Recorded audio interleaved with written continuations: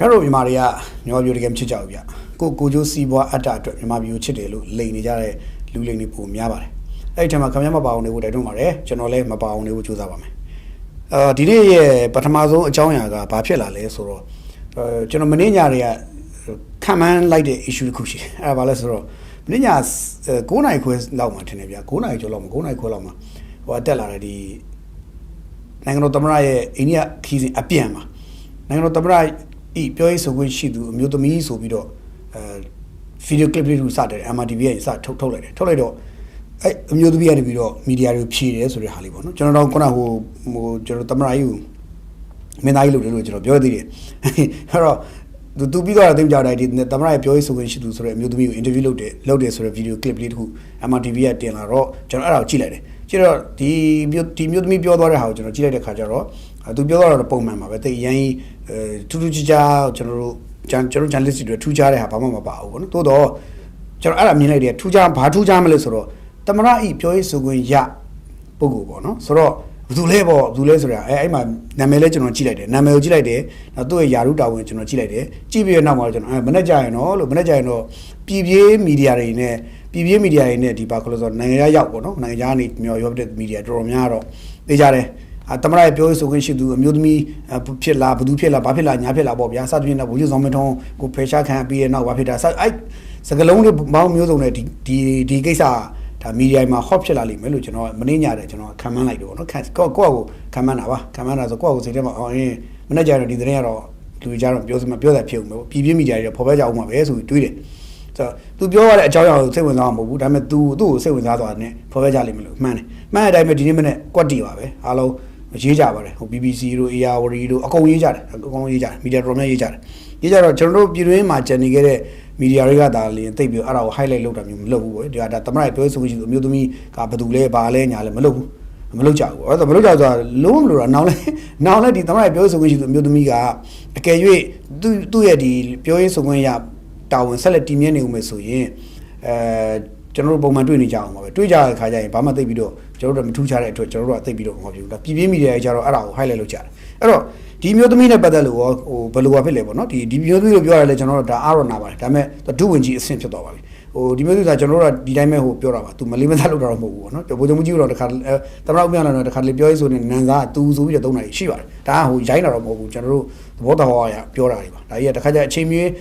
Tabido Au. Tamrai Taka General Bio Malua Bulu Salono, at the cause of Yai, the Mudu, the right Bio which is Mudumi, or Mudumina Padalushi, and I do to a 2 Yarune, the right Bio which is down in Tansor. So General Arane, Chilo to Ga, Paya Baluvilo di down balloon has only to a Mula Paya, Zemi Palebono. So General Doga, Masayum Pin, to that Tuzana, General Doga, Masayum Pin. Masayum Pin is a Pidesra Chamovia, Tuga. Lawagani, New Jogani video Tora. So Laga New Joga Tora so General Masayum Chidora. No, Masayna Lungare, Duna Jologa, Chirode, Laga Yonema, New Jodi Mai Yonema, to was the guy Yoga Jare to the they think him saying Jonathan saying Virgin. To Namega, Alodi dog kind so, no, like dog kind so, no, dog kind so, Tauda can solo with your improvement, Tauda can so, no, Tuga. Lawagama, to the general media name, a saying Bennett, who the biometric Nina di Luria Louis saying out of one, I Patalucian, to join in a pinashin, Chedevono, the Gavoledu, Dibadano, where you love Dibadana, join in a Lulupido, Auchi wine, thou shouts to tell her, Numu, Auchi, you are Lagani, you Yada one as a sepato. I organic to Auchi wine, tell her a good new joti, a Chedavono, Charan also do one new joke. So she like it to Piro. When you Saga do, Trolli, Tamur, to a little come, says that the ability to Sensia by the Nashi or in a she, being Dibada Apoma, the Lumuji Jane, but the Louis Chigan Chibia Apoma, to the Rosa with that Para do, Tajamula Pita, no, Tajamulu, or do go, the Kizema, Cordwares or go, the Kiz and Torre Chima, Toby, Torrenima, any larger channel, Miss Sweet, Pia. To Paware, Paware, the Paware come Tujara, Dama Mubo, to go, Pigare Lavania, Pigat Tilamu, Pigare Lavani,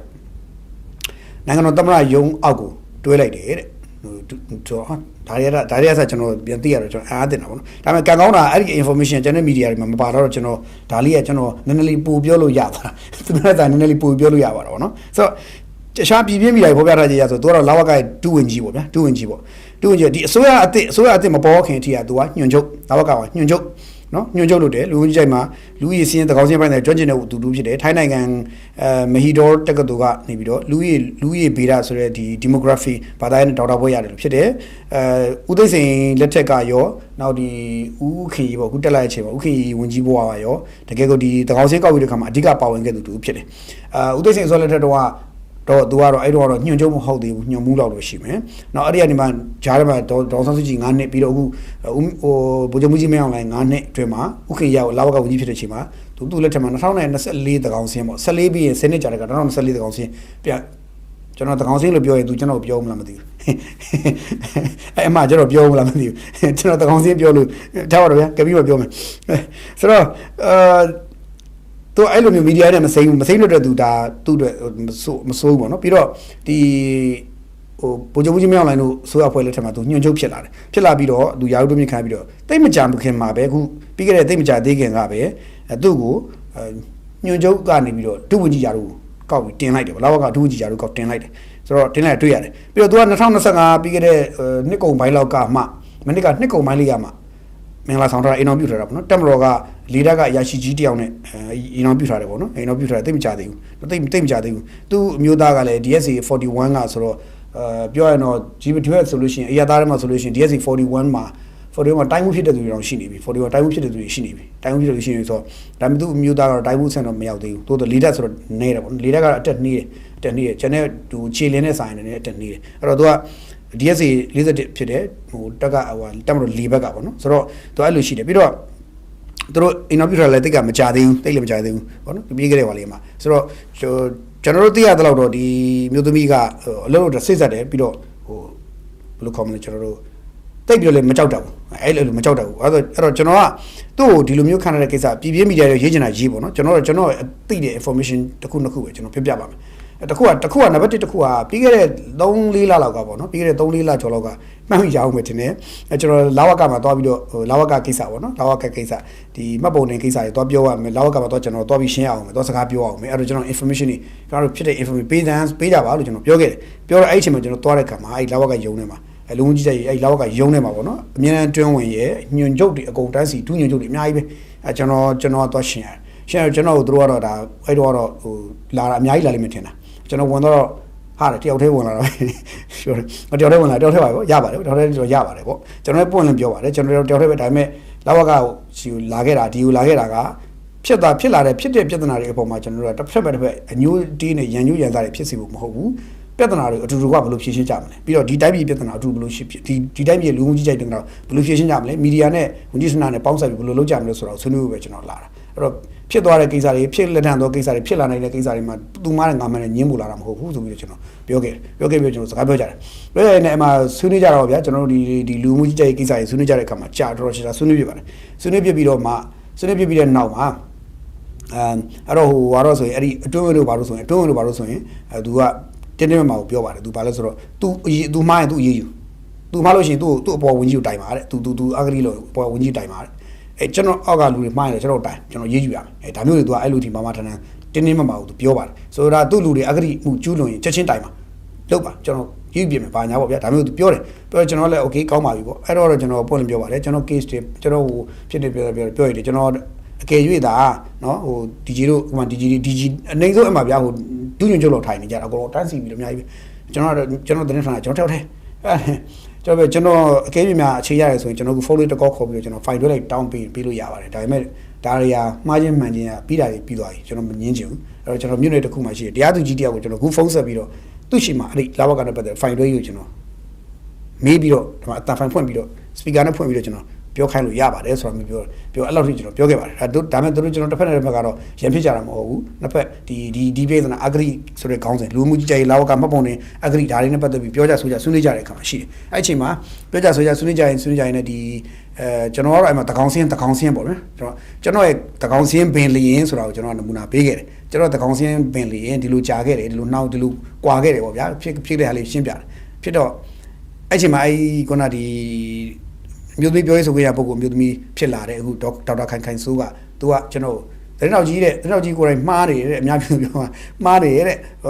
့တကောင်စင်းမဟုတ်ပါဘူးတဲ့အိမ်တော်စုစင်းရင်ပါတဲ့မှန်ကန်ကြီးလို့ရအောင်လို့ပါဟောအဲ့လိုပြောတော့ဟုတ်ကဲ့ပါခင်ဗျာဟုတ်ကဲ့ပါကျွန်တော်တို့ကတုတ်ကကျိုးနေပြီတစ်ချိန်လုံးတော့ဒါပဲပြောနေတော့တကောင်စင်းလို့ထွက်ပြီးသွားတာပါကျွန်တော်တို့နောက်ဘလို့ရှိတကောင်စင်းကနေအိမ်တော်စုစင်းလို့ကျွန်တော်ပြောင်းပြောနိုင်ကြိုးစားမှာကျွန်တော်ပြောရတယ်တကယ်လဲအဲ့လိုပါပြောဟုတ်တယ်တကယ်လဲကျွန်တော်တို့ကင်ထားတဲ့ဟာတကောင်စင်းလို့မခေါ်ပါဘူးတကောင်စင်းဆိုတာကဒီနှစ်ဆယ်စုနှစ်တခုထဲမှာကောက်တဲ့တနိုင်ငံလုံးအခြေပြတကောင်စင်းဆိုတာကနော်အခြေပြအိမ်တော်စုစင်းဆိုတာကျွန်တော်တို့ခင်ဗျားတို့တူးချင်းစီအိမ်တော်စုစင်း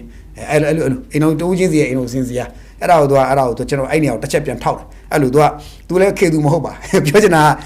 တောက်ခနဲ့ကျွန်တော်တို့ဘက်ကတစ်ချက်ကလေးတော့ဖြစ်တယ်တောက်ခနဲ့ပြန်ထောက်တာခေသူမဟုတ်ပါဘူးနော်သူလည်းခေသူမဟုတ်ပါဆိုတာသိသိချင်တာဒါတစ်ချက်ပေါ့နော်ကဲထားပါတော့တစ်ချက်ကတော့သူ့ကိုလာဘအတူကြီးခန့်ထားတဲ့အထိကျွန်တော်မသိဘူးသတိမထားမိဘူးမသိဘူးအဲ့တော့မသိမထားမိဘူးဒါပေမဲ့သူ့တမနာယုံပြောင်းလိုက်တယ်တမနာယုံကိုတွဲတာပေါ့နော်ပြောင်းတာမဟုတ်တမနာယုံကိုလည်းတွဲလိုက်တယ်တမနာယုံတူကြီးဖြစ်နေတွဲသည်ဆိုတဲ့ဟာကိုပါကျွန်တော်သိလိုက်ရတော့ဩအဲ့လိုလားပေါ့ဆိုတော့အဲ့ဒါအဲ့ချိန်မှာတမနာဦးမအောင်လိုက်တော့အိန္ဒိယခီးစင်မရှိသေးတယ်အဲ့တော့ကျွန်တော်စဉ်းစားတယ်ကျွန်တော်မိတ်ဆွေကလည်းဟိုပြောတယ်ကြည့်ရတာပါဝါတာတွေးလိုက်ရတယ်ပေါ့နော်လေမပါဝါတာတွေးလိုက်ရတယ်တဲ့ဟိုစင်းထဲမှာတွေးလိုက်ရဆိုတော့ကြည့်ရတာသူများဟိုပြောရေးဆိုများဖြစ်လာမလားမသိဘူးနော်တဲ့ဆိုသူဒီလိုတော့ပြောခဲ့ဘူးတဲ့ကျွန်တော်အဲ့ဒါနဲ့စဉ်းစားကြည့်ရတော့အခုပြန်လာပြီးဒီမှာထယူမင်းညာထပြောတော့မှကွက်တီပဲဟေးလို့ကွက်တီပဲအဲ့လိုပြောချင်တယ်အဲ့တော့ဒါဆိုကြတော့စဉ်းစားကြလိမ့်မယ်ဒီဒေါက်တာခိုင်စိုးကလာဝကဒုဝန်ကြီးလည်းဖြစ်တယ်တစ်ဖက်မှာတမရယုံလည်းတွဲထားတယ်ဆိုတော့ဒုဝန်ကြီးနှစ်ခုပြားတူယူသလားလို့တွေးစရာလည်းဖြစ်လိမ့်မယ်ဒါပေမဲ့အဲ့ဒါ official နိုင်ငံတော်အမိန့်ပြန်တန်းကကျွန်တော်ထင်တယ်အမိန့်ပြန်တန်းကတော့ထွက်ပြီးပြီဗျဒါပေမဲ့အများပြည်သူ publish မလုပ်ရသေးတယ်လို့ကျွန်တော်ယူဆတယ်ပေါ့နော်ဆိုတော့အဲ့လိုရှိတယ်အဲ့ဒါကျွန်တော်သိထားအဲ့လိုသိထားပါတယ်အဲ့တော့ तू ကအဲ့လိုဖြစ်သွားတော့ကျွန်တော်တို့ခင်ဗျားတို့အားလုံးဟိုချစ်စွန်းနဲ့ပြောကြတဲ့ဒါဟိုဇော်မဲလုံးပြီးချစ်စွန်းနဲ့ပြောကြတဲ့နော်ဟိုဗိုလ်ချုပ်ဇော်မင်းထွန်းပေါ့နော်ဗိုလ်ချုပ်ဇော်မင်းထွန်းဘယ်ရောက်သွားတယ်လဲပေါ့နော်ဆိုတော့အားလုံးကဗိုလ်ချုပ်ဇော်မင်းကိုချစ်စွန်းနဲ့ခေါ်ကြတယ်ဗျာနော်ဟိုခေါ်ကြတယ်ဟိုဘာလဲဟိုသူ့ဟိုတရင်ဟိုဘာခေါ်လဲဗိုလ်ချုပ်ဇော်မင်းထွန်းဆိုတဲ့နာမည်ကိုပျောက်ပြီးတော့ကိုချင်းတော့ပြန်ဇော်မဲလုံးဆိုခေါ်ကြချစ်လို့ခေါ်ကြတာကျွန်တော်နားလဲပါတယ်တော်တော်များလဲလို့ခေါ်ကြတယ်ဟိုဘက်ကနောက်တဲ့ကောင်တွေကဟိုလှော်ခြင်းတဲ့ကောင်တွေကခေါ်တာတစ်မျိုးဒီချစ်လို့ခေါ်ကြတာတစ်မျိုးမတူပါဘူးအဲ့တော့ထပ်ပါတော့ဗိုလ်ချုပ်ဇော်မင်းထွန်းကဘယ်ရောက်သွားလဲဆိုတော့ခင်ဗျားတို့သိချင်ကြလိမ့်မယ်အဲ့တော့ဗိုလ်ချုပ်ဇော်မင်းထွန်းကဘယ်ရောက်သွားလဲဆိုတော့ဗိုလ်ချုပ်ဇော်မင်းထွန်းကအခုတော့လက်ရှိပြောရေးဆိုခွင့်ရပုံကိုနေရာခန့်ချင်းပြန်ပြီးခန့်ချင်းလောလောဆယ်တော့မခန့်တော့ဆိုတဲ့အထိပ္ပယ်ကတော့ဒါအတိလင်းထွက်ပေါ်လာပြီဖြစ်ပါတယ်ပေါ့နော်ဆိုတော့ဒီမျိုးသမီးကိုခန့်လိုက်ခြင်းအပြင်ပြောရေးဆိုခွင့်ရှိသူနေရာကိုဗိုလ်ချုပ်ဇော်မင်းထွန်းပြန်ခန့်ခြင်းမရှိတော့ဘူးလို့အတီးပြုတ်ပေးလိုက်သူတော့ဒါဖြစ်သွားတယ်ဒါဆိုရင်တော့ကျွန်တော်အားလုံး TV Screen မှာ TV ဖန်သားပြန်မှာအမြင်နဲ့မြင်နေကြရတဲ့မြင်ခဲ့ရတဲ့ဟိုဗလဲကျွန်တော်တို့အားလုံးသတင်းသမားတွေရောကျန်လူတွေရောကျွန်တော် drive ပြီးလို့မရှိတချို့လူတွေအချစ်တော်ကြီးပေါ့နော်ဗိုလ်ချုပ်ဇော်မင်းထွန်းကဒါပြောရေးဆိုခွင့်ရှိသူနေရာမှာသူရှိမှာမဟုတ်တော့ဘူးပေါ့နော်အဲဆိုရင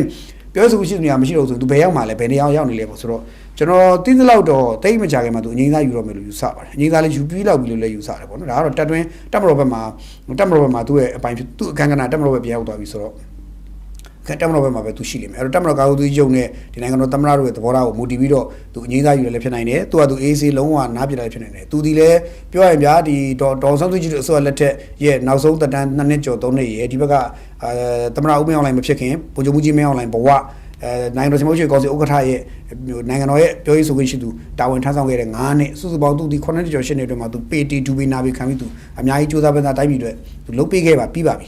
သူပြီးခဲ့ပါပြီဘာလို့ဆိုသူ့လိုလူမျိုးကိုစီဝါရေးသမားတွေဟိုမျိုးစုံပေါ့လူမျိုးစုံငွေကြီးစံရွှေကြီးစံဘာကြီးစံညာကြီးစံစောကြီးစံတွေလဲစောကြီးစံငွေရွှေကြီးစံဘဲကြီးစံမဆိုသူ့လိုလူမျိုးစီကိုချင်းကပ်ကြမှာပဲအဲ့တော့ဆိုလိုတာက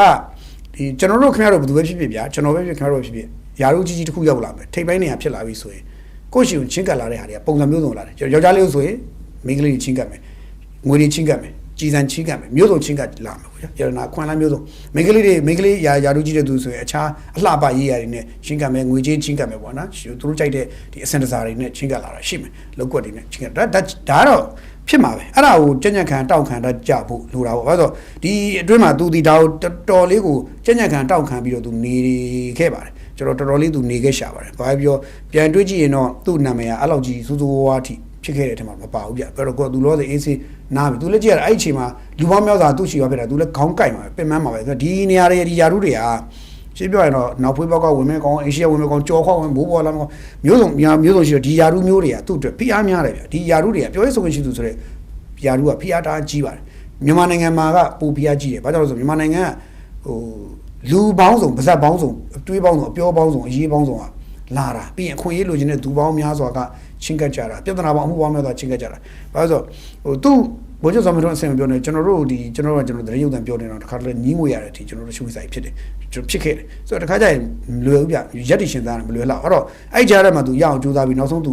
ူလည်းနောက်ဆုံးကြတော့အခုဆိုအေးအေးနားခွင့်ရတော့မှတော်ပြီကွာမလုပ်တော့ဘူးဆိုပြီးအပြီးကိုနားတယ်လို့ကျွန်တော်တို့ကောက်ချက်ချတယ်ပေါ့နော်ကျွန်တော်အကောင်းမြင်ပါတယ်အကောင်းမြင်တဲ့ဆန္ဒနဲ့သူဒီလိုနားလိုက်တာပဲအေးအေးနားလိုက်တာသူကောင်းပါတယ်သူ့ကိုသူပြန်ပြီးအေးအေးတိဆောက်ပြီးနှစ်တည်းအများကြီးကြာတော့ခါကျမှနိုင်ငံလောကတွေသူပြန်ဝင်ခြင်းလဲဝင်ဒါမှမဟုတ်လဲမဝင်ခြင်းလဲအပြီးနာပေါ့ဗျာပြီးတော့တစ်ချိန်ကျရင်စာရေးဆရာလုပ်ပေါ့သူကစာရေးဆရာသူလဲစာရေးတာဝါသနာပါတယ်ဘာလို့သူစောင်းမရှင်စောမင်းထွန်းကျင်တဲ့ကျောင်းဆိုစောင်းမရှင်ကြပြဆရာလဲကြပြဆရာအဲ့တော့သူတစ်ချိန်စာရေးရမှာပေါ့ဗျာအဲ့တော့ဘိုးချုပ်ဆောင်မတော်ဘယ်ရောက်သွားပါတယ်လဲဆိုတော့မိကုန်းကြီးအများကြီးထပ်ပြီးမမေးကြပဲနဲ့သူ့အေးချင်းလေးအလုပ်အေးစေးသူကသူစာရေးလေးရေးပါစေနားနေခွင့်ခဏတော့ပေးလိုက်ကြပါဦးဘာလို့သူလည်းပြင်ပန်းလာပြီဗျပြင်ပန်းလာအဲ့တော့နိုင်ငံတော်ကြီးကလည်းဒါကိုသူ့တပည့်ကိုသူချစ်ပါတယ်ချစ်ရှာပါတယ်ကျွန်တော်သိပါတယ်အဲ့တော့သူ့တပည့်သူချစ်ရှာတယ်အဲ့တော့သူလည်းဒါသူတပည့်အေးစီနားတာနားခွင့်ပေးထားတဲ့သဘောရှိတယ်အဲ့တော့နောက်ထပ်မျိုးဆက်တွေကိုတက်သစ္စာမျိုးဆက်တွေကိုနေရာပေးတယ်လို့ယူဆတယ်ပြီးတော့ဒီအမျိုးသမီးအနေနဲ့လည်းဒါကိုလုံနိုင်ကြတယ်ရှိလိမ့်မယ်လို့ယူဆတယ်ဘာလို့ဆိုတော့သူကငကိုတွေက data သမားဆိုတော့လုံနိုင်ကြတယ်ရှိပါလိမ့်မယ်ဒီမခိုင်ဒေါက်တာမခေါ်တော့ဒေါက်တာခိုင်စုပေါ့နော်သူ့အနေနဲ့လုံနိုင်ကြတယ်ရှိမယ်လို့ယူဆပါတယ်ပြီးရင်တော့သူဒီသတင်းမှန်ပြန်ကြားရေး team ကိုသူဥဆောင်လာမလားပေါ့နော်ဒါလည်းစောင့်ကြည့်ရပြီးရင်လစဉ်သတင်းစာရှင်းလင်းပွဲတွေလုပ်မလားလစဉ်မီဒီယာနဲ့ထိတွေ့တယ်လုပ်မလားမလုပ်မလားကျွန်တော်စောင့်ကြည့်ရမယ်ဒါမှမဟုတ်လည်းတက်လာတစ်ချိန်မို့တော့3လတစ်ချိန်လုပ်မလားတစ်နှစ်ကိုဘယ်နှချိန်သူမီဒီယာနဲ့တွေ့မလဲသူသမရရဲ့ခီးစဉ်တိုင်းသူရှောက်လိုက်မှာလားနော်ထုတ်ပြန်ချက်တွေကိုသူမီဒီယာဒီလိုမျိုးကင်မရာရှေ့ထွက်ပြီးပြောမှာလားဒါတွေကကျွန်တော်စောင့်ကြည့်အောင်မယ်အခုမှဆက်စားချင်းထွက်လာချင်းဆိုတော့အတိအကျပြောရတာခက်ပါသေးတယ်နော်အဲ့လိုရှိတယ်တစ်ဖက်မှာလည်းဒီသမရကဒီအိန္ဒိယမှာ DD အိန္ဒိယနဲ့ interview လုပ်တဲ့ video clip ကအစထွက်လာတယ်ပြောရတော့ဗျာအဲ့ဒီ video clip ကအိန္ဒိယ DD အိန္ဒိယကပေါ်ပြတယ်ပြီးတော့မြန်မာပြည်ဘက်ကဆိုလို့ရှိရင် PBIB ပေါ့နော်အဲ့ဒါတော့ပြောရရင်တော့ဟောပါဗျာဒီသမရယုံကနေထုတ်လိုက်တဲ့ဒီသတင်းပြန်ကြားရေးဗျူရိုပေါ့နော်သတင်းချက်လက်ပြန်ကြားရေးဗျူရိုပေါ့အဲ့ဒီအဖွဲ့ဆိုရှိတယ်သမရယုံကခန့်တာသမရယုံမှာကျွန်တော်သိတော့ဗျူရို3ခုဖွဲ့ထားတယ်လို့ကျွန်တော်သိရတယ်ဗျူရို3ခုဖွဲ့ထားတယ်ဗျူရို3ခုတွေတစ်ခုကအရေးကြီးဆုံးတစ်ခုကခုနဒီသမရရဲ့ခီးစဉ်တိုင်းကိုအမြဲတမ်းလိုက်ပြီးတော့ရိုက်ပေးရတဲ့ဗျူရိုတစ်ဖွဲ့ရှိတယ်အဲ့ဒီအဖွဲ့ကဘယ်သူဥဆောင်လဲဆိုတော့ကျွန်တော်သိပါတယ်အဲ့ဒီအဖွဲ့ကဥဆောင်ဝင်ရတဲ့ပုဂ္ဂိုလ်ဆိုလဲဒါဒုတိယအမှုဆောင်ချုပ်အရာရှိအဆင့်ပြောရတော့ဒုတိယဝန်ကြီးအဆင့်ဒီပါရာထူးတောင်းပေးထားတယ်ပြောရတော့သူလည်းဘာပြော congratulation ပါကျွန်တော်လည်းမစိမ့်ပါဘူး congratulation လောက်မှာပေါ့နော်မစိမ့်ပါဘူးအဲ့တော့သူလည်းဒီလွတ်တက်ကြိုက်တဲ့လုံးနိုင်ကြိုက်တဲ့ရှိရတဲ့ပါတယ်ပေါ့နော် talent ရှိတဲ့ထဲမှာပါတယ်အဲ့တော့သမရရှင်းပြရတော့ bureau 3ကိုခွဲပြီးတော့သူ့ရဲ့ဒီနိုင်ငံရေးဟွာတွေအုပ်ချုပ်မှုပုံစံတွေကို bureau 3ကိုခွဲပြီးတော့သမရရုံးကနေစီမံခန့်ခွဲနေတယ်တော့ပြောလို့ရတယ်ပေါ့နော်ဆိုတော့အဲ့ဒီအိန္ဒိယကဖော်ပြလာတဲ့ဟာဆိုလို့ဟာကို PPIB ပေါ့အဲ့ဒီအဖွဲ့ကနေပြီးတော့တခါပြန်ပြီးတော့ထပ်ဆင့်ကျွန်တော်တို့ပြန်ပြီးမီဒီယာတွေဖြန့်ဝေတာတွေ့ရတယ်ဆိုတော့ဖြန့်ဝေပြီးတော့ဒါအများပြည်သူသိအောင်လုပ်တာတွေ့ရတယ်ကျွန်တော်တို့ကတော့ YouTube ကနေသွားပြီး YouTube ကနေသွားပြီး DD အိန္ဒိယ YouTube ကနေသွားကြည့်ပြီးတော့နားထောင်ခဲ့ပါတယ်အဲ့တော့အဲ့ဒီမှာလဲသမရရဲ့ဖြေကြားချက်တွေကိုကျွန်တော်နားထောင်ကြည့်တဲ့အခါဖြေကြားချက်နားထောင်ကြည့်တဲ့အခါပေါ့နော် DD အိန္ဒိယ interview ပြောရင်တော့ဟိုနဲ့စထားတာပေါ့နော်ခီးစဉ်ဒီအိန္ဒိယကိုရွေးချယ်လိုက်တဲ့ခီးစဉ်ရဲ့အကြောင်းနဲ့စထားတယ်အဲ့ဒီခီးစဉ်ကိုရွေးချယ်တဲ့အကြောင်းကိုသမရကရှင်းပြတယ်ပြောရင်တော့ဟို Big Cat conference လာမသိဘူးနော်ကြောင်ကြီးများညီလာခံပေါ့ညီလာခံကြီးကိုသူလာဖို့ရှိနေအဲ့အစီအစဉ်ပြတ်သွားတဲ့ခါကျတော့သူ့ရဲ့ခီးစဉ်ကိုအဖြစ်မခံမနဲ့သူကဆက်ပြီးသွားတယ်လာခဲ့ဖြစ်ခဲ့တယ်ဖြစ်အောင်စီစဉ်လိုက်တဲ့သဘောပေါ့နော် Big Cat conference ပေါ့ Big Cat conference ပေါ့နော်ကြောင်ကြီးများညီလာခံအဲ့ဒါကိုသူသွားရင်ဖြစ်တယ်ဆိုပြီးပြောတယ်အဲ့တော့အဲ့ဒါသွားရရောက်ပြီးတော့သူ့ရဲ့ပထမဆုံးဟိုသူ trip ကိုရွေးချယ်လိုက်တာဗုဒ္ဓဂယာကိုသူရွေးလိုက်တယ်အိန္ဒိယတွေကဘာလို့ရွေးလဲအဲ့မှာကန်ကောင်းတာနေုံလိုက်ပြင်းနေတဲ့တိုးတယ်ပေါ့ဗျာဒါအထွတ်မြောက်ပေါ့ပြီးတော့ဗုဒ္ဓဘာသာဝင်နေမြန်မာတွေကဒီအိန္ဒိယကနေပြီးတော့ဗုဒ္ဓဘာသာစီးဆင်းလာတာဖြစ်တဲ့အတွက်မြန်မာတွေကဒီဗုဒ္ဓဘာသာနဲ့ပတ်သက်ပြီးအိန္ဒိယနဲ့နီးတယ်ပေါ့နှလုံးသားချင်းနီးကြတယ်ကျွန်တော်ပြောနှလုံးသားပေါ့နီးကြတယ်ပြီးတော့ဒါတွေကအိန္ဒိယနိုင်ငံနဲ့မြန်မာနိုင်ငံကြားဆက်ဆံရေးအတွက်ဗုဒ္ဓဂယာတကယ့်ကိုအရေးပါတဲ့နေရာမှာရှိတယ်ဆိုတာမျိုးတွေသူပြောတယ်ဒါကဘာသာရေးနဲ့ဆိုင်တယ်ပြီးရင်ဘာသာရေးပြီးရင်တခါဒီဘက်မှာပါရှိတယ်ဆိုတော့ဒီနိုင်ငံကုန်သွယ်မှုကိစ္စတွေပြောတယ်အဲ့ဒါကုန်သွယ်မှုကိုလာမဲ့ဒီနှစ်တွေအတွင်းမှာ3 to 5 billion ထိတက်လာအောင်$5 billion 3 to 5 billion ထိဖြစ်လာအောင်သူစူးစမ်းမယ်ဆိုတော့ပြောတယ်အိန္ဒိယဘက်ကပို့ကုန်တွေကိုဒီဘက်ကဝယ်မယ်အိန္ဒိယဘက်ကထုတ်တဲ့ဟိုတန်မဏိအဝတ်အထည်အစရှိသဖြင့်ဆေးဝါးဒါတွေကျွန်တော်တို့ဝယ်မယ်ဒီဘက်ကလည်းပဲတွေပါပဲအိန္ဒိယကြိုက်တယ်ပဲတွေငရုတ်သီးတွေကြက်သွန်တွေစသဖြင့်အဲ့ဒါမျိုးတွေဒီဘက်ကပို့မယ်ဒါမျိုးတွေပေါ့ဒါမျိုးတွေအပြန်လန် trade ကိုပေါ့နော်ဒီနှစ်ဖက် trade ကိုဘာလို့မလဲဆိုတော့ trade volume ကို3 to 5 billion ထိဖြစ်အောင်သူစူးစမ်းမယ်ဆိုတာမျိုးတွေသူပြောတယ်အဲ့တော့မြန်မာဘက်ကလည်းပြင်ဆင်ထားဖို့လိုတယ်ပေါ့ဗျာစီးပွားရေးနဲ့ပတ်သက်ကျွန်တော်တို့ပြောပြီးတော့စီးပွားရေးသမားတွေနဲ့ပတ်သက်စီးပွားရေးလုပ်ငန်းရှင်ကြီးတွေအများအပြားလိုက်ပါသွားခဲ့တာလည်းအားလုံးမြင်ပြီးသားဖြစ်တယ်ပြောရင်တော့မြန်မာနိုင်ငံရဲ့ထိပ်တန်းကူရူကြီးဖြစ်တဲ့ဒီ KBZ နာယကဦးအောင်ကိုရင်ကျွန်တော်တို့ဓာတ်ပုံတွေမှတ်တမ်းတွေမှာတွေ့ရတယ်တခါဟိုကဘာလဲဒီMAI ဥက္ကဋ္ဌဦးအောင်စောတွေ့ရတယ် MAI လေကြောင်းလိုင်းပိုင်ရှင်ပေါ့ 24 group ဟိုအောင်ဆိုတွေ့ရတယ်တခါဟို A bank ဦးစောဝင်းရှိ A bank ရဲ့ဥက္ကဋ္ဌလို့ပြောမလားပေါ့နော်ဟိုAR ဟင်းသာအုပ်စုကနော်ဟိုဒီဝီတိုရီယာဆေးရုံတို့ဘာလို့ပိုင်ရှင်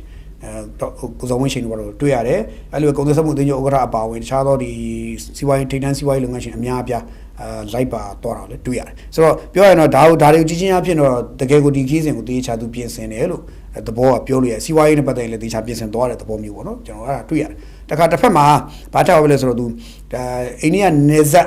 ်ချန်စီယိုကိစ္စပေါ့နေဇက်ချန်စီယိုလုံခြုံရေးကိစ္စတွေနဲ့နေဇက်ချန်စီယိုရှောင်းမှာဖြစ်တဲ့ဒီ crimes တွေနဲ့ဒီမူရေးဆိုဝါကိစ္စတွေပေါ့နော် criminal case နဲ့မူရေးဆိုဝါတွေပေါ့နေဇက်ဖြတ်ကျော်ရာဇဝတ်မှုတွေနဲ့မူရေးဆိုဝါကိစ္စပေါ့နော်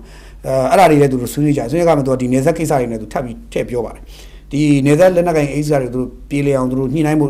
့ဆွေးနွေးဖို့လုပ်ဖို့ပြင်နေပေါ့ဗျာဒီဒါတွေ2020မှာတိုင်ပြီးတော့မူရေးဆိုဝါပြဿနာကိုသူတို့တော်တော်လေးထိနေဒါပေမဲ့လည်းအဲ့ဒီနောက်ပိုင်းမှာလက်နက်ကင်ပြည်ပခါတွေကြီးထွားလာပြီးတဲ့နောက်မှာလက်နက်ကင်အုပ်စုတွေကဒီစစ်တပ်ကိုပုံကန်တဲ့လက်နက်ကင်အုပ်စုတွေကလက်နက်တွေကိုင်ရင်းနဲ့သူတို့ကဟိုပတ်စံလိုတဲ့ခါမူရေးဆိုဝါတွေကုံသွဲကြတယ်ပေါ့အဲ့လိုမူရေးဆိုဝါကုံသွဲကြရင်မူရေးဆိုဝါထိမ့်မနိုင်သိမ့်မနိုင်တော်တော်ကြီးထွားလာတဲ့ဟာပြောပြရင်းနဲ့သူနေဇက်ကိစ္စတွေသူဖြည့်ရှင်းမယ်ဆိုတာမျိုးတွေပြောတယ်ဖြည့်ရှင်းမယ်ပြောတယ်ပြီးတော့အဲ့မှာသူကနေဇက်လက်နက်ကင်အုပ်စုတွေနေဇက်ကိုထိန်းချုပ်နိုင်အောင်ရှိတဲ့နေဇက်ကိုထိန်းချုပ်နိုင်အောင်သူတို့တက်နေတော့သူစူးစမ်းမယ်ဆိုတော့ပြောပါတယ်အဲ့လိုပြောတဲ့ဟာနဲ့တိုက်ဆိုင်သွားပဲဒီရဲ့ဘက်မှာဒီချင်းပြည်နယ်အဆက်ချင်းပြည်နယ်တဲကိုနော်ဒီချင်းတဲ့စကိုင်းအဆက်တွေချင်းစကိုင်းအဆက်နဲ့ချင်းပြည်နယ်တွေကိုတက်မတော်ထိုးစစ်တွေစစ်ကြောင်းတွေတော်တော်လေးဝင်နေပြီဝင်နေလို့ခုချင်းပြည်နယ်မှာတော်တော်လေးအတန်တွေထွက်နေပြီတော်တော်အတန်ထွက်လာကြပြီပြောရတော့ကလန်စီမန်ကိန်းရဲ့ဒီ Trilateral Highway ရဲ့ဒါကြီးကိုအကောင့်တွေဖို့က Trilateral Highway ကစကိုင်းဘက်ကိုဖြတ်ပြီးတော့စကိုင်းကနေစစီးဆင်းမယ်ကလန်မြေချောင်းစီမံကိန်းကျတော့ဒီဘက်ကနေဆင်းမယ်ပေါ့နော်ဒီပလက်ဝကနေဆင်းမယ်အဲ့တော့ချင်းရဲ့စကိုင်းရဲ့နှစ်ခုတက်ကထိုးစစ်ဆင်ပြီးတော့တနေရာမှာဖြတ်တော့ပိတ်ဆို့မယ်ဆိုတဲ့သဘောကိုယူချက်တွေ့ရတယ်ဆိုတော့ထိုးစစ်ကတော့ဆင်နေပြီလေနဲ့လေချောင်းကင်းထောက်တယ်လေနဲ့ဘုံကျဲတယ်ဟိုတပုံတွေရှိတဲ့စခန်းတွေကိုလေနဲ့ဘုံကျဲတယ်ကင်းထောက်တယ်ဘုံကျဲတယ်ပြီးရင်စစ်ကြောင်းကထိုးတယ်အဲ့ဒါတွေကိုချင်းပြည်နယ်မှာတော့တော်တော်ကြီးကျယ်လုံနေပြီတိတ်မကြခင်မှာတော့ကျွန်တော်ထင်တယ်ချင်းပြည်နယ်တွေကမြို့တော်များအောင်တမတော်အကုန်ပြန်ပြီးတော့အကုန်ဒီပါပြန်လဲသိမ့်ပိုက်လိမ့်မယ်ဟာခါအနေလေခုတချို့နေရာတွေအပေါ်ထက်အောက်ပဲညာကိုဟာခါအနေစစ်ကြောင်းတွေရဲ့စရိုက်ဆိုလို့ထိုးထွက်နေပြီပေါ့နော်ထွက်နေပြီဆိုတော့ပြောရတော့ချင်းလက်နက်ရဲ့အုပ်စုအနေနဲ့ကပြန်ဒီချိန်မှာစစ်တပ်နဲ့ငြိမ်းချမ်းရေးယူလိုက်တာသူတို့အကောင်းဆုံးဖြစ်လိမ့်မယ်မဟုတ်ရင်သူကအိန္ဒိယနဲ့ပေးထားပြီးသားဂရိကိုတီးဖို့အတွက်ဟိုတမရအမိန်ပေးလိမ့်မယ်အမိန်ပေးရင်အဲ့ဒီနေဆက်မှာရှိလက်နက်ကင်တွေနှိမ့်နေရလိမ့်မယ်နှိမ့်နေတဲ့ခါကျရင်အိန္ဒိယဘက်ကလည်းကူညီလိမ့်မယ်ကူညီရင်အိန္ဒိယ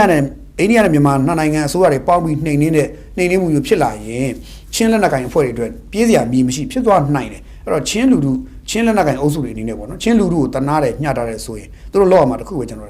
အစိုးရနဲ့NCA စာချုပ်ချုပ်လက်မှတ်ရေးထိုးပြီးတော့အပြည့်ရဆဲပြီးတော့ချင်းပြည်နယ်ထဲမှာချင်းပြည်နယ်ရဲ့အစိုးရအဖွဲ့ထဲမှာရန်တရားထဲမှာပါဝင်ပတ်သက်တာမျိုးလုပ်တင်တယ်အဲ့ဒါဆိုရင်တို့အကောင်းဆုံးအခွင့်အရေးရလိမ့်မယ်ဘာလို့ချင်းပြည်နယ်ကအိန္ဒိယအတွက်အရေးပါတဲ့နေရာတွေမှာပါနေတယ်ချင်းပြည်နယ်ကိုစကိုင်းအောင်ပေါ့နော်ဆိုတော့အဲ့တော့ဒီလိုမျိုးနှစ်နိုင်ငံကြားမှာအရေးပါတဲ့ကိစ္စကြီးရှိနေတဲ့ကိုဒေတာကိုတနက်တွေနဲ့ပြစ်ပြီးတော့မီးလောက်တိုင်းသွင်းမလားဒါမှမဟုတ်လက်နက်တွေဘေးဖယ်လိုက်ပြီးတော့တိုးတက်ရေးကိုလုပ်မလားဆိုတာကတော့ချင်းလက်နက်ကင်အုပ်စုတွေစဉ်းစားရတော့မယ်အခြေရောက်လာပြီဒါနောက်ဆုံးကာလတွေရောက်နေပြီအခုနှစ်နိုင်ငံခေါင်းဆောင်ချင်းကသဘောတူပြီးပြီဆိုရင်နှစ်နိုင်ငံကဆွေးနွေးပြီးပြီဆိုရင်ချင်းပြည်နယ်အနာဂတ်ဟာရှင်းပြောရရင်တော့လှပဖို့ပဲရှိတယ်အဲ့လှပမဲ့ဟာကိုကဟိုချင်းကောင်းဆောင်တွေစဉ်းစားရမှာကိုကစူးညောင်ခလုတ်ဖြစ်ခံမလားစူးညောင်ခလုတ်ဖြစ်ခံမယ်ဆိုရင်တော့စူးညောင်ခလုတ်ကနှုတ်ပြီးတော့တုတ်တင်ရှင်းလင်းခံရတတ်တယ်အဲ့ဒါချင်းလက်နက်ကကောင်းဆောင်တွေနားလည်ဖို့လိုတယ်ချင်းလူထုကိုတနာရင်ချင်းလူထုရဲ့ဘဝတိုးတက်တဲ့အကြောင်းမျှော်လင့်တယ်တေးကြတဲ့ယုံကြည်စေလှုပ်ချင်နေဆိုရင်လက်နက်ကင်ပြီးတော့တနက်ကင်ပြီးတော့စကားပြောမယ်အစားတနက်တွေပေးချပြီးတော့ငြိမ်းချမ်းရေးစကားပြောပြီးဆွေးနွေးညှိနှိုင်းလမ်းကြောင်းပေါ်တက်လိုက်ရင်အခွင့်အရေးတွေရလိမ့်မယ်အခွင့်အလမ်းတွေရလိမ့်မယ်ကျွန်တော်မြင်တယ်အဲ့တော့ဒီတက်မတော်ဘက်ကထိုးစစ်တွေကတော့တောက်လျှောက်ပြင်နေပြီပါဇက်နဲ့ပြောမယ်တနက်နဲ့ပြောမယ်ဆိုတဲ့ပုံစံနဲ့တဖြည်းဖြည်းရှေ့တက်လိမ့်မယ်အဲ့ကြရင်မကောင်းဖြစ်လာလိမ့်မယ်အိန္ဒိယဘက်ကလည်းဘာလုပ်ပေးမလဲဆိုရင်သူတို့ဘက်ကလက်နက်ကင်တပုံတွေထွက်မပြေးလာအောင်သူထောက်ထားပါတယ်သူနေတဲ့ထောက်တိုင်းတက်ကဒီဘက်ကထိုးစစ်စင်နှစ်ဖက်ကြားညက်သွားမယ်ဖိပြီးညက်သွားမယ်ညက်သွားရင်အဲ့ဒီမှာထိမယ်ပေါ့အေးကိစ္စကတော့ထားလိုက်တော့အေးကတော့ရှင်းရှင်းပြောရင်တော့ပလက်ဝကိုတက်ကပြန်ထိန်းနိုင်ခဲ့ရင်အေးကရှင်းရှင်းပြောရင်ဂျောင်းပိတ်မိလိမ့်မယ်အေးကဂျောင်းပိတ်မိလိမ့်မယ်အေးကနောက်ဆုံးဘင်္ဂလားဒေ့ရှ်နယ်စပ်နားလောက်ပါပဲနောက်ဆုံးရှင်သန်နိုင်တဲ့အထင်အဆင့်ကိုတဖြည်းဖြည်းရောက်သွားလိမ့်မယ်အဲ့တော့ချင်းပြည်နယ်မှာတော့ကြောက်လုံနေကြတာတွေ့ရတယ်ဒီလိုပဲတစ်ချိန်တည်းပါလေသူကဟိုကရင်ပြည်နယ်ဘက်ကိုလည်းသူကလုံနေတယ်ကရင်ပြည်နယ်ဘက်ကိုလည်းပေါ့နော်ဆိုတော့ကရင်ပြည်နယ်ဘက်ကိုလည်းထိုးစစ်ဆင်နေတယ်ဘလို့ထိုးစစ်ဆင်လဲကရင်ပြည်နယ်ဘက်မှာလည်းတချို့ရှင်းလင်းရမယ့်သားတွေကိုမျှပြီးတော့စစ်မြေကိုမြူခေါ်ပြီးရှင်းတယ်ဥပမာဖပုံလိုဟာမျိုးဆိုရင်ဟိုဒီကောင်လေးဖပုံရအောင်ဆိုတိုက်ဖို့ကြိုးစားတယ်ဖပုံရအောင်တိုက်တာဘလို့ဖြစ်ဖပုံရပြီဆိုရင်သူကဥပမာရခိုင်ဘက်ကိုထိုင်းဘက်ကိုသွားမလားကယားဘက်ကိုတက်မလားဒီဘက်ကပဲခူးဘက်ကိုဆင်းမလားဒီဘက်ကမွန်ပြည်နယ်ကိုဆင်းမလားသူကအဲဟိုလမ်းစုံလမ်းကွာမှာဖပုံကကီးပွိုင်မှာရှိတော့အဲ့တော့ဘာလုပ်လဲဆိုတော့ အဲ့နေရာကိုရဖို့ KNU ကစူးစမ်းပြီးတိုက်တဲ့အချိန်မှာတက်ကအတော့စစ်မြူပြီးတီးထိတ်တာကျွန်တော်သိသလောက်တော့လောင်းနေအရာနဲ့ချီရတယ်ဟိုထုထိတ်တယ်တလုံးတီးတယ်တစ်ချက်ထုထိတ်တယ်တော်တော်သိတယ်အဲ့တော့တက်မတော်ကတချို့ကိစ္စတွေမှာတက်မတော်ကစောင့်ပြီးတယ်အချိန်ယူပြီးစောင့်ပြီးတယ်ပြီးရင်လုံးဆရာရှင်းဆက်ရှင်းပလိုက်တယ်ဟိုတခါတည်းကျရင်ဟိုထင်ရခဲပြားအုံလောင်ထင်ရခဲချပေးတာမျိုးပေါ့ဗျာဟိုဆိုပရွက်စိတ်တွေအုံလောင်ထင်ရခဲချပေးတယ်လို့ထင်ရခဲချပေးလိုက်ပြီးတော့ဟိုထင်ရခဲကိုပရွက်စိတ်တွေဝိုင်းအုံလာတဲ့အချိန်ကျမှထုချရတော့ပုံကြီးပေါ့ဗျာအဲ့ပုံစံမျိုးနဲ့စစ်တက်မတော်စစ်ကိုမြူပြီးတော့တိုက်နေအောင်တော့တွေ့ရတယ်အဲ့တော့ဘလို့ဖြစ်ဒီပုံစံသွားရင်လက်နက်ကင်အုပ်စုတွေကိုယ့်အကူတိဖို့လို့အချိန်မီလက်နက်ချအလင်းဝင်ကြဖို့လိုတာပေါ့ဗျာအလင်းဝင်ပြီးတော့ငင်းချင်းရေးစကားပြောအကောင်းဆုံးပေါ့အဲ့ဒါအခုဦးမင်းအောင်လိုင်ကလည်းဒါမနေ့ကတမတော်မင်းလည်းမနေ့ကဒီနဲ့အင်တာဗျူးရဲ့ဟာထုတ်ပြန်တဲ့အထက်မှာလေဒါတွေပဲသူပြောနေတယ်ငင်းချင်းရေးကိစ္စတွေသူပြောနေတယ်လက်နက်ကင်ပြိပခါတွေချုပ်ငင်းချင်နေပြီသူဒီရက်တရာအတွင်းမှာလက်နက်ကင်ပြိပခါချုပ်ငင်းအောင်ကြိုးစားမယ်9နှစ်အတွင်းမှာဖြစ်အောင်ငင်းချင်းရေးအောင်သူကြိုးစားမယ်ဆိုပြီးသူပြောနေတယ်အဲ့တော့ तू ကသူ့စကားကို तू ကကဘာတိအောင်ပြောထားပြီးဖြစ်တဲ့အတွက် तू ကတတ်နိုင်တဲ့လောက်နိုင်ငံရဲ့နယ်နိမိတ် area တော်တော်များများငင်းချအောင်တော့ तू ကလှုပ်လိမ့်မယ်လှုပ်တဲ့ခါမှာနိုင်ငံတကာထောက်ခံမှုရအောင်လဲ तू ကစူးစမ်းနေတယ်ဖိအားပေးစူးစမ်းနေတယ်ဘယ်လိုဖြစ်ခုသူနိုင်ငံတကာလည်းဘာသာမှမထွက်တော့ဘူးတဖြည်းဖြည်းနိုင်ငံတကာလည်းဟိုသမရဦးမင်းအောင်လှိုင်ရဲ့ဖြစ်တည်မှုကိုလက်ခံလာကြပြီဆိုရင်နောက်ဆုံးမှာသမရဦးမင်းအောင်လှိုင်ဘာလို့အကုန်လုံးကဘာမှမပြောအကျိုးစီးပွားနဲ့ဟိုဖြစ်လာလို့ရှိရင်ရှင်းလာရင်ဦးမင်းအောင်လှိုင်ဘာလို့မပြောတော့ဘူးကွာဆိုပြီးတော့အာမင်ဒါလောက်တာပေါ့သဘုံရှင်းရမှာပဲဆိုတဲ့အထွေးမျိုးနိုင်ငံတကာမြင်လာမှာပဲမြင်လာရင်အဲ့ကြရင်ခုနလက်နက်ကိုင်အုပ်စုတွေအကုန်လုံးကပြည်စရာမြင်မရှိဖြစ်မယ်အကုန်တော့ဟဲ့အောင်အဲ့ဒါ तू ကရှင်းမှာသဘောကရှင်းမှာဟုတ်လား तू လက်ထက်မှာ तू ဒီငင်းချမ်းကြီးယူခဲ့ခြင်းနဲ့ဆိုတော့ဟို तू လည်းရှင်းပြရင်ငင်းချမ်းကြီးစုရှင်ဖြစ်ရှင်မှာပဲ तू လည်းနိုင်ငံဘိတုကာကြီးဖြစ်ရှင်မှာပဲနိုင်ငံအုပ်ချုပ်ဘိတုကာကြီးငင်းချမ်းကြီးဘိတုကာကြီးဖြစ်ရှင်မှာပဲဟိုဦးမင်းအောင်လည်းအဲ့တော့သူ့မှာဖြစ်ဖို့အခွင့်အရေးရှိသလားမေးရင်ပြန်ကြည့်လိုက်ရင်သူ့ရဲ့လက်ရှိတိဆောက်ထားတဲ့ power ကိုခင်ဗျားတို့ကြည့်ဖို့လိုတယ်သူတိဆောက်တဲ့ power သူတမရနယ်မှာရှိတယ်ဒါပေမဲ့တက်မတော်ခေါင်းဆောင်ကလည်းသူ့တပည့်ပဲသူ့လူပဲဒီဘက်ကလွတ်တော်မှာထိုင်နေတဲ့ပြုံးလွတ်တော်နာယကလည်းသူ့လူပဲဥခင်ကြီးကလည်းသူ့ရဲ့လူဖြစ်ခဲ့တာပဲ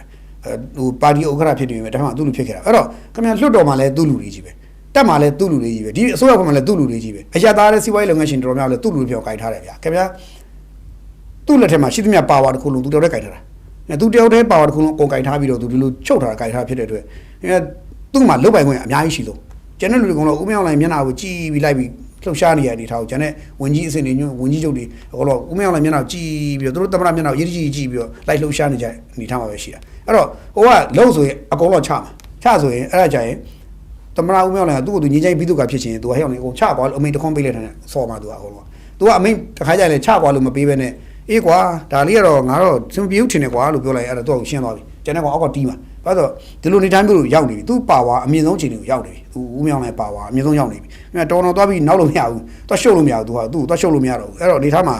လက်နက်ကင်အုပ်စုတွေကတိဖို့လို့တာဒီအချိန်မှာမှဦးမြောင်းလည်းသွားစကားပြောရင်ဒီအချိန်မှာသွားစကားပြောရင်သူ့ရဲ့လက်ထက်မှာပါဝါအလုံးကြိုက်ထားတဲ့အတွက်သူတချို့ဟာတဲ့သူခွင့်ပြုပြီးလို့ရတယ်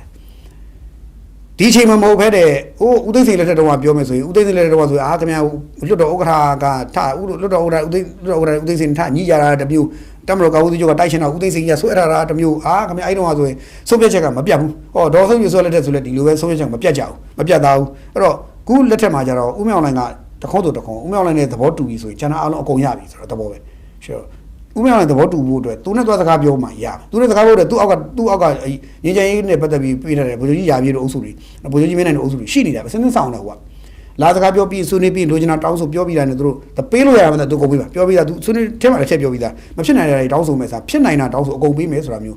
ဟိုဒီအိန္ဒိယနဲ့အင်တာဗျူးမှာလည်းဒီတိုင်းချက်ပြောတယ်အချိန်ချင်းသူပြောခဲ့တဲ့စကားပါပဲဒါလည်းဆိုတော့ဖြစ်နိုင်တာဖြစ်တဲ့နာရင်စလို့မဖြစ်နိုင်တဲ့ရှောက်ပြောနေလဲပြောတာပဲရှိဖတ်တယ်မယ်ဥပမာဆိုကြပါစို့ဗျာကဲထားပါတော့ကျွန်တော်ပဲထားပါခင်ဗျားတို့ကျွန်တော်ပဲထားပါတော့ကဲဦးကျော်တို့ရေခင်ဗျာဘာဖြစ်ချင်သေးလဲဖြစ်ချင်ခင်ဗျာဖြစ်ချင်တာပြောပြဆိုရင်ကျွန်တော်နဲ့ရမင်းမေဦးလေးနဲ့ကျွန်တော်ရမင်းမေဦးလေးကိုကျွန်တော်လိုချင်တာပြောရင်မဖြစ်နိုင်ဘူးလေဗျာနော်ရမင်းမေဦးလေးကိုကျွန်တော်လိုချင်ပါတယ်ပြောရင်မဖြစ်နိုင်ဘူးလေဗျာနော်သူမင်းသမီးဘွားနဲ့ပြောနေတယ်ကျွန်တော်မိသားစုနဲ့ကျွန်တော်နေနေရဘယ်မဖြစ်နိုင်ဘူးလေဗျာမဖြစ်နိုင်တာတောင်းဆိုလို့မရဘူးရမင်းမေဦးနဲ့ခင်ဗျားနဲ့တွေ့ဓာတ်ပုံရိုက်ချင်လားဆိုဒါတော့ဖြစ်နိုင်တယ်ဒီလိုဒါတော့ဖြစ်နိုင်တယ်ဖြစ်နိုင်တာနဲ့မဖြစ်နိုင်တာပြောလို့မရဘူးလေဗျာနော်အဲ့ဒါမျိုးပေါ့ဖြစ်နိုင်တာရဲ့ဖြစ်နေတာရဲ့ဖြစ်တိုက်တာရဲ့မဖြစ်နိုင်တာရဲ့ရှိသေးတယ်မဖြစ်နိုင်တာကိုတော့ပြောလို့မရဘူးပေါ့ရမင်းမေဦးလေးကကျွန်တော်ချစ်ဖို့ဆိုတာမဖြစ်နိုင်တာကြီးစိတ်ကူးမရင်ဘူးဒါမျိုးမဖြစ်နိုင်တာစိတ်ကူးမရင်ပါနဲ့ဆိုတာမျိုးပေါ့ဒါကြောင့်လက်နက်ကဲအုပ်စုတွေလည်းမဖြစ်နိုင်တာကိုရှောက်စိတ်ကူးရင်မဲ့ဆိုတာဖြစ်တင်တာဖြစ်နိုင်တာဖြစ်ထိုက်တာတွေမပြောပြီးတောင်းဆိုရင်ဒီအချိန်မှမပြောရင်ဒီဦးမြောင်လည်းလက်ထက်မှာမပြောရင်ခင်ဗျားပွဲမပြီးဘူးသူ့လက်ထက်မှာပြောရင်တော့ခင်ဗျားတေချာဖို့ပွဲပြီးမှာပြီးမှကျွန်တော်ပြောရတယ်ဒီသူ့လက်ထက်မှာသူ9နှစ်တော့ပြောကြည့်ပွဲပြီးမယ်ရှို့ပါတယ်ဦးရွက်စစ်တို့ဘာလို့ဆိုလဲအသက်ကြီးကုန်ကြပြီခင်ဗျားတွက်ကြည့်လိုက်ဒီလက်နက်ကင် NCA ခေါင်းဆောင်တွေအကုန်လုံးအစီထိုးရမယ် EAO ဖွဲ့တွေခေါင်းဆောင်တွေအကုန်လုံးကြည့်လိုက်အကုန်အသက်ကြီးကုန်ကြပြီဖိုးကြီးဖြစ်ကုန်ကြပြီ သူတို့ဒီအချိန်မှာနာမည်ကောင်းတဲ့အဆုံးသတ်ချင်သလားနာမည်ဆိုးနဲ့တည်သွားချင်သလားဒါသူတို့ပဲစဉ်းစားရတော့မှာခင်ဗျာအဲ့ဒါသူတို့စဉ်းစားကြဖို့ရွယ်ရဲစဉ်းစားကြဖို့ရွယ်ရောက်ကုန်ကြတယ်အကုန်လုံး80ကျော်တွေဗျာခင်ဗျာ80ကျော်တွေချုပ်တဲ့အတိုင်းပြည်ကြောက်ကြတဲ့ကျွန်တော်တို့40အောက်တွေနဲ့အကုန်လုံး40နဲ့45အောက်တွေဂျွန်းပြန်နေတာ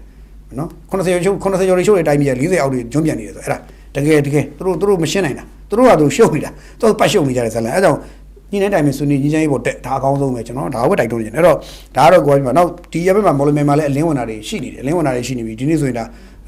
လက်နက်ကိုင်အုပ်စုတွေပေါ့ ABS တရားစုအပါစုအကုန်ပါပါတယ်၈ယောက်လောက်လင်းဝင်တယ်ဝင်းကြီးကျုံနဲ့တိုင်းမှုတို့ကသေချာကြနာကြိုးစိုးအခန့်သေချာလုပ်ပေးဒါကရင်နဲ့ဆက်ဆက်တာပေါ့ဗျာအဲ့ဘက်ခွင်နဲ့ဆက်ဆက်နေတဲ့ဟာတွေပေါ့ဒါလည်းကောင်းတဲ့ကိစ္စတွေပဲဒါလည်းကောင်းတဲ့ကိစ္စတွေနော်အဲ့တော့ဒါက DDA နဲ့သူဟာဒီမှာဆိုလို့ရှိရင်လက်နက်ကိုင်ပြိခါတွေမှာ PDF တွေနဲ့ပတ်သက်ရင်လည်းသူပြောတယ်နော် EAO နဲ့ PDF ကိုသူခွဲပြီးပြောတယ်ဒီဖြစ်စဉ်မှာ EAO တွေဆိုတာက EAO ခေါင်းစဉ်အောက်ကရှိတဲ့အုပ်စုတွေကရခိုင်ကလေးကလွတ်လပ်ရေးနဲ့တွဲပြီးတော့ဘာဖြစ်လဲဆိုတော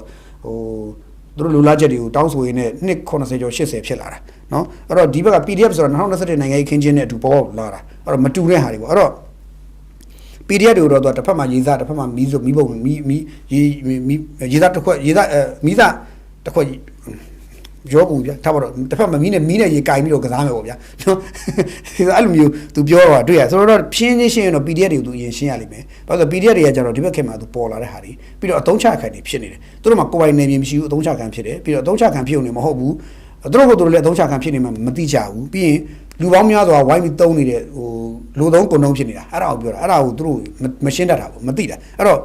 တမလို့နေနဲ့ PDF တွေလည်းသူဖိတ်ခေါ်တယ်ဖိတ်ခေါ်တယ်အလင်းဝင်လိုက်လူကိုကြိုးဆိုတယ်အလင်းဝင်မဲ့နဲ့ချမယ်ဆိုတော့လေချပေါ့မင်းတို့ဘယ်လောက်ချနိုင်မလဲပေါ့ဒီလိုပဲသူတို့ရှင်းရရှင်းရမယ် EO တွေနဲ့ကြတော့နေမြေကိစ္စတွေကပါနေတော့ဒါညှိနှိုင်းတိုင်ပင်ချင်းတိုက်ညှိတာညှိတိုက်လိုက်ညှိလိုက်လူသွားမယ်သဘောမျိုးတမလို့ပြောတာတွေ့ရတယ်ပြီးတော့ကဘာတစ်ခုလုံးလည်းသူ message ပေးတယ်တကဘာလုံးသူ message ပေးတာရှင်းလေးပါလေမြန်မာနိုင်ငံအနေနဲ့တကဘာလုံးသူချင်းတယ်မြန်မာနိုင်ငံဒီမိုကရေစီလမ်းကြောင်းပေါ်ကိုသွားနေပြီပြည်သူလူရွေးချယ်တင်မြှောက်ခံထားတဲ့စိုးရအဖွဲ့နဲ့ဒီမိုကရေစီလမ်းကြောင်းပေါ်တက်နေပြီအဲ့တော့တက်နေပြီလို့တဲ့ဘယ်နိုင်ငံနဲ့မဆိုသူကကောင်းတဲ့ဘက်ကနေပြီးတော့ကောင်းမွန်ရှေ့ကိုသွားခြင်းနဲ့နိုင်ငံဖိုးတူတဲ့ရေးတော့ဒီငြိမ်းရေးတော့ကိုသွားခြင်းနဲ့ဘယ်နိုင်ငံမဆိုကျွန်တော်တို့မြန်မာပြည်နဲ့ပတ်သက်ဆက်ဆံရေးတိဆောက်ခြင်းနဲ့အကုန်လုံးကသူတိဆောက်မယ်ဘယ်သူနဲ့မဆိုတိဆောက်မယ်အနှောက်အယှက်ပေးတယ်ဆိုရင်တော့သူတို့လက်မတွဲချင်ဘူးအနှောက်အယှက်ပေးမဲ့စားကူညီပေးတာမျိုးကူညီပေးတဲ့လက်ဆောင်မဲ့သူလက်တွဲတဲ့လက်ဆောင်မဲ့သူလိုချင်တဲ့သဘောမျိုးသူပြောတယ်ဒီထက်မှာအာဆီယံဆိုလို့ရှိရင်အာဆီယံနဲ့နိုင်ငံအချို့ကသူ့ကိုနည်းနည်းလေးအမြင်ဆောင်နေတယ်ရှိတယ်နိုင်ငံချို့အမြင်ဆောင်နေမဲ့ချို့နိုင်ငံအများစုကတော့သူ့ပေါ်မှာနားလည်မှုရှိလာတယ်အဲ့တော့တဖြည်းဖြည်းနဲ့နောက်ဆုံးတော့တဖြည်းဖြည်းနဲ့အကုန်လုံးနားလည်မှုရှိလာတဲ့ခုရောက်ပါမြန်မာဘက်ကတော့အားလုံးလက်ခံတယ်နားလည်တယ်အကုန်လုံး welcome လက်ကမ်းကြိုတယ်မြန်မာဘက်ကဒီလိုမျိုးသူဒါပြောတော့တွေ့ရတယ်ဘာကြောင့်လဲဆိုတော့အခုကျွန်တော်တို့ဒုသမရ1ဦးညိုစောဆိုလို့ရုရှားကိုသွားပြီးတော့forum တခုစီးပွားရေး forum တခုသွားတက်နေပြီเนาะforum သွားတက်ပြီးတော့ဒါရုရှားမှာလာတဲ့ဥရောပအာရှဒေသကforum လာတက်တဲ့နိုင်ငံကောင်းဆောင်အဆင့်တွေနိုင်ငံကောင်းဆောင်ဝန်ကြီးအဆင့်တွေပါညာတွေပေါ့ဗျာအဲ့ဒီအဆင့်တွေတွေ့ဆုံဆွေးနွေးတဲ့စကားပြောရလုပ်ပြီးရုရှားနဲ့တော့တွေ့စကားပြောနေဒါဥညိုစောဆိုလည်းခီးထွက်သွားတယ်ဆိုတော့ဥညိုစောဒီနေ့ဆိုလည်းတရုတ်ကိုနိုင်ငံခြားရေးဝန်တရုတ်ကိုမြန်မာနိုင်ငံရေးဝန်ကြီးသွားတယ်ဆိုတော့ဒါဒီသမ္မတဦးမြောက်လိုင်ရဲ့အစိုးရအဖွဲ့ထဲမှာအကုန်လုံးကနိုင်ငံတကာကိုထွက်ပြီးတော့ဝန်ဆန့်တဲ့လူတွေရှိတယ်ထွက်ပြီးတော့သွားတယ်ပြောတယ်ဆိုတယ်စကားပြောတယ်တိတ်ပြီးတော့ဗျာတုံနှီးပါဝေးနဲ့တုံဆိုင်လုပ်နေတာမဟုတ်ဘူးတော်လည်းမြိုင်ဆိုင်နေတော့သူတို့အလုပ်လုပ်နေကြတယ်ပြောရင်တော့တာလှုပ်ပြီးဆိုတော့သူတို့အလုပ်လုပ်ကြတယ်ဗျာဦးမြောက်လိုင်ခွင့်ပြုပြီးဆိုတော့အကုန်တာလှုပ်ပြီးအလုပ်လုပ်ကြတယ်ဦးညိုစောဆိုတဲ့ဒါရုရှားသွားပြီးစကားပြောတယ်ဆိုတာဒါရှင်းပြတယ်သူသမ္မတကြီးပြန်လာတာတော့သူမကြိုနိုင်ဘူးဟိုဘက်ကိုအရင်ရေးကြီးဟိုဘက်ဆက်သွားတယ်ခီးသွားပြီးတော့ဟိုမှာသွားပြီးဆွေးနွေးတဲ့ချက်ဆွေးနွေးနေတယ်ဒါလည်းသမ္မတရဲ့ဟိုနဲ့သွားတာပေါ့တစ်ဖက်မှာတရုတ်ကိုသွားတရုတ်ကိုလည်းတယောက်လွတ်ထားတယ်ရုရှားကိုလည်းတယောက်လွတ်တယ်ဒါကဦးမြောက်လိုင်ရဲ့သူ့ရဲ့ဒါဒီ strategy ပေါ့နော်နိုင်ငံပေါင်းစုံနဲ့ဆက်ဆံမယ်ဆို strategy သူပြင်ထားတာတွေ့ရတယ်ဆိုတော့ဒါကတစ်ချက်ပေါ့တခြားတော့မှာအာဆီယံနဲ့နိုင်ငံဆိုလို့ရှိရင်အရှေ့တီမောပေါ့ဒါအရှေ့တီမောဆိုရင်ဒီနေ့နိုင်ငံခြားရေးဝန်ကြီးဌာနအရှေ့တီမောနဲ့ပတ်သက်စာဆောင်ထုတ်တယ်စာဆောင်ထုတ်တဲ့စာပါလေအရှေ့တီမောကကျွန်တော်တို့ရှန်ဂရီလာ dialogue မှာအရှေ့တီမောကမြန်မာနဲ့ပတ်သက်ပြောတဲ့စကားရှိတယ်ဒါခင်ဗျားတို့လည်းသိပြီးဖြစ်လိမ့်မယ်သူပြောတဲ့စကားလည်းကျွန်တော်တို့တော့ကတော့နည်းနည်း found တယ်ပေါ့ဗျာကျွန်တော်တို့ live found ထူတာပေါ့မြန်မာနိုင်ငံပြည်ထနာအာဆီယံဂုဏ်သိက္ခာကျဆင်းစီတဲ့ပုံစံမျိုးသူကပြောတယ်မသိမြန်မာနိုင်ငံရှိနေတာပဲအာဆီယံမှာဂုဏ်သိက္ခာကျတဲ့ပုံစံမျိုးကြီးနဲ့သူကဝါဒဖြန့်တယ်ဖြန့်ပြီးတော့သူကဗိုလ်ချုပ်ကြီးအဆင့်တယောက်ကိုအညီကဗိုလ်ချုပ်ကြီးအဆင့်တယောက်ကိုသွားပြီးတော့မြန်မာစကားပြောတင်တယ်ဘာညာပြောတယ်ဒီလိုမျိုးတွေပြောတော့မြန်မာနိုင်ငံအရေးကိုဗျာသူကပြောစရာစကားမရှိသူ့နိုင်ငံကိစ္စကိုသူပြောစရာစကားမရှိတော့မြန်မာနိုင်ငံအရေးကိုခေါင်းစဉ်ဆွဲတင်တာပေါ့ခါကြရင်သူများကိုလက်ညှိုးထိုးပြီးကိုစင်တိဆောက်ဖို့ကြိုးစားတာမနဲ့တိုင်တက်ဖို့ကြိုးစားတာပေါ့နော်အဲ့ဗီဇမျိုးကဘာလဲဆိုတော့ဘာခေါ်လဲဆိုကိုချင်းတရားကောင်းတဲ့နိုင်ငံတစ်ခုရဲ့ဗီဇမဟုတ်ဘူးဗျအဲ့ဗီဇမျိုးကတကယ်ကိုချင်းတရားကောင်းတဲ့နိုင်ငံမျိုးဆိုတာကကိုဘေးပပတ်လေးအဲ့နိုင်ငံนี้ကိုနဲ့မိတ်ဆွေနိုင်ငံนี้ကိုနဲ့အဖွဲ့ဝင်နိုင်ငံนี้အပေါ်မှာစာနာထောက်ထားမှုလေးစားမှုတမိုးထားမှုနဲ့ပြရတာပြ ပြောရရင်တော့ဒီလိုမျိုးကိစ္စမျိုးမှာဗီယက်နမ်ရဲ့နေတဲ့ပုံစံနော်ကမ်ဘောဒီးယားတို့လာအိုတဲ့နေတဲ့ပုံစံတွေအေးဆေးပဲကြည့်လိုက်ထိုင်းအောင်လည်းကြီးချောင်ထားလို့တည်တယ်ထိုင်းအောင်နော်ထိုင်းအောင်ပြီးတော့တစ်ခါထားလို့အခုတော့ထိုင်းရလည်းပုံမှန်ဖြစ်သွားပြီအဲ့တော့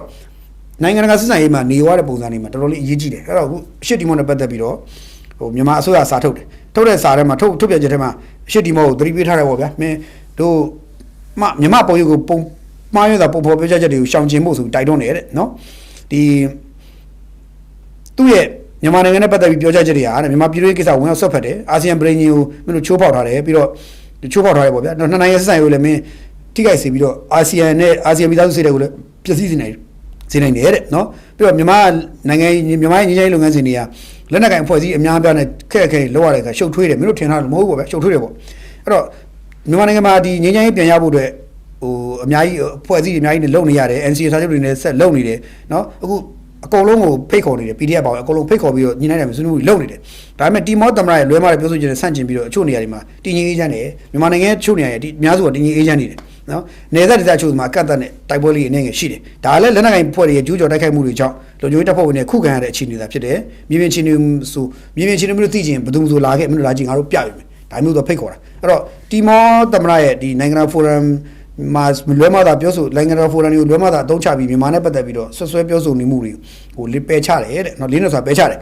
တီမောအနေနဲ့မြန်မာရဲ့ပုံရိပ်ကိုထိခိုက်စေတဲ့မိုင်းရဲ့ပုံပေါ်ပြချက်ကိုရှောင်ကျဉ်မှုအာဆီယံပြည်ရင်ပါရွေးချက်တွေအခြေခံမှုတွေကိုတာဝန်သိအာဆီယံနိုင်ငံအဖွဲ့အဖြစ်လေးစားလိုက်နေဖို့ဆိုတော့ပြောတယ်ပြန်တုံ့ပြန်တယ်ပေါ့ဗျာပြောရင်တော့မင်းလျှောက်ပရိပရာအရသာပြောမင်းပရိပရာလျှောက်ပြောနေတယ်မင်းသိချင်လာမင်းငါစီလာခဲ့မင်းတခြားလာကြည့်မင်းပရိပရာပြောနေဆိုတာမျိုးပေါ့ဒါမျိုးပေါ့ဆိုတော့အရှိတီမောကမနေ့တနေ့မှဝင်လာတယ်ပြီးရင်ဘာလို့ဆိုသူလူရဝင်မှုအတွက်ကို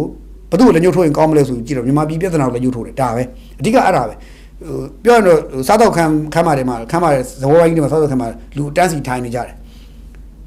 လူရဝင်မှုကြတော့စင်ကာပူလည်းသူမပြောရဘူးထိုင်းလည်းမပြောရဘူးမလေးရှားလည်းမပြောရဘူးအင်ဒိုနီးရှားလည်းဖိလစ်ပိုင်လည်းပြောဘရူနိုင်းသူမပြောရဘူးမလေးရှားဆိုလာအိုကမ္ဘောဒီးယားသူမပြောရဘူးဗီယက်နမ်သူမပြောရဘူးသူမပြောရဘူးဖြစ်နေမပြောရတော့မြန်မာအဲ့ဝိုင်းထဲမှာမရှိဘူးထမင်းဝိုင်းထဲမှာမြန်မာမရှိတော့ခက်တီဝင်လာပြီးတော့မြန်မာဆိုတဲ့ကောင်တွေကကွာဘာရဆိုလေညှို့ထိုးပြီးတော့လူမိုက်ထားနေသူများလည်းညှို့ထိုးပြီးသူကသူဟိုစင်မော်တက်ဖို့ကြိုးစားတယ်အဲ့တော့အစစ်တမ်းမရှိတဲ့နိုင်ငံတစ်ခုရဲ့လောက်ရက်ကိုလောက်တာတီမောကအဲ့တော့တခါကြရင်လေဟိုဒီကောင်တွေကကျွန်တော်တို့မြန်မာဘက်ရမဲရှာပြီးတော့ပဲသူတို့နိုင်ငံရေးပလက်ဖောင်းတိဆောက်ကြတာတော်တော်အောက်တန်းကျလွန်းနေဗျာနော်ကျွန်တော်တို့အစိုးရအနေနဲ့လေတုံ့ပြန်တဲ့ချက်တုံ့ပြန်တာကောင်းပါတယ်ဒါလည်းကျွန်တော်တို့လက်ခံမဲ့ကိစ္စနော်နောက်တစ်ခုကအမေရိကန်ပေါ့အမေရိကန်နိုင်ငံသားဝန်ကြီးကသူတို့ရဲ့ Congress မှာပြောသွားတဲ့စကားအဲ့ဒါနည်းနည်းလေးပြဿနာပဲပြောမလားပေါ့နော်မနေ့ကပြောသွားတယ်အဲ့ဒါပဲဆိုတော့သူထောက်ပြသွားတာဟုတ်မဟုတ်ကတော့ဒါကျွန်တော်တို့လည်းမပြောချင်ဘူးပေါ့နော်တိုးတော့သူထောက်ပြတဲ့တစ်ချက်ကတရုတ်ကမြန်မာနိုင်ငံအပေါ်မှာလွှမ်းမိုးချုပ်ကင်နေထားတယ်တဲ့ဒါကြောင့်မို့လို့အမေရိကန်အနေနဲ့ကဒီလွှမ်းမိုးချုပ်ကင်မှုကိုကြော်လွန်ဖို့အတွက်ဟိုခက်ခက်ကြိုးစားရတယ်ပေါ့ဗျာနော်အဲ့လိုမျိုးသူပြောတယ်နော်ဆိုတော့သူ့ကို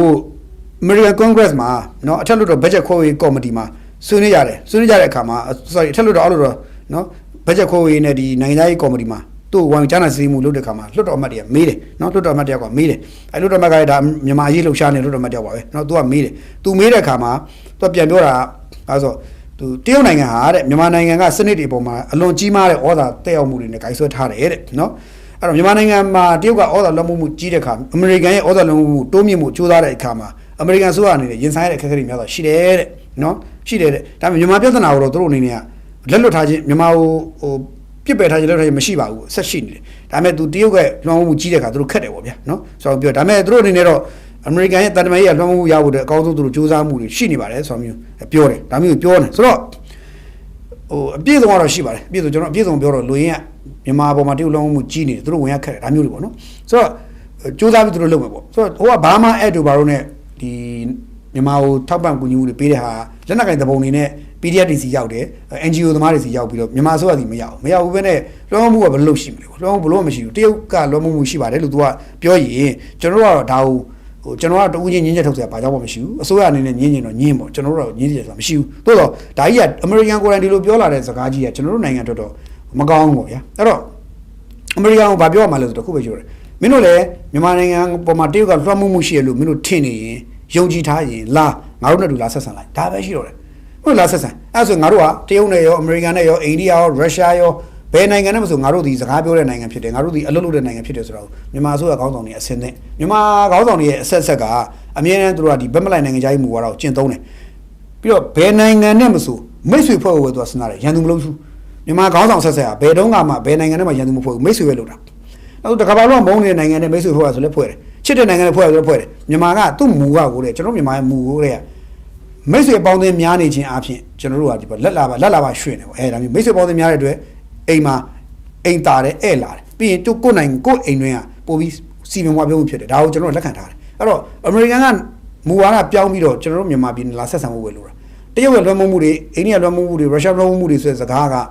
အဝေးကနေပြောနေမယ်စားမင်းတို့ကိုယ်တိုင်လာလွှမ်းမိုးလိုက်ဒါပဲရှိတော့တယ်လာအမေရိကန်ရဲ့ဒီဘာခေါ်လဲစီးပွားရေးရင်းနှီးမြှုပ်နှံမှုတွေနိုင်ငံတကာတမန်ဆက်ဆံရေးတည်ဆောက်မှုတွေနောက်ပညာရေးကျန်းမာရေးလူမှုရေးဗာရေးညာအကုန်ကဏ္ဍဆောင်အမေရိကန်ရင်းနှီးမြှုပ်နှံမှုတွေဝယ်လာခဲ့ကျွန်တော်လက်ခံတယ် welcome ဘာလို့ဒီလိုလုပ်ရပါမြန်မာဆိုကနေဒီအမေရိကန်ရဲ့ဟိုအပေါ်မှာဒီ Congress မှာဒီလိုဆွေးနွေးတဲ့အပေါ်မှာမူတည်ပြီးတော့ဒီအပေါ်ကနေကျွန်တော်တို့အခွင့်အလမ်းပြန်ဖန်တီးဖို့လိုတယ်ဒါကြီးကိုမီဒီယာကနေဝါဒဖြန့်ပြီးတော့တရုတ်ကမြန်မာလွှမ်းမိုးမှုကြီးပြီးတော့အမေရိကန်ကတော့